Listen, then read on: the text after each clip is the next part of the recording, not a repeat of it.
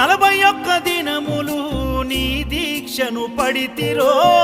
నా గొంతు గానాలు నీకే వినిపిస్తిరో అన్ని వదిలి నేను నీ పూజను చేస్తిరో నన్ను నేను మరచి నీ సేవలో ఉంటిరో భక్తితో నీ భజన చేస్తూ బయలుదేరితి శక్తినిచ్చి నన్ను నడిపించు శబరికి నేను అలసిపోతిని నిన్ను చూడలేనని నీ భక్తుడైనా నే బాటసారిని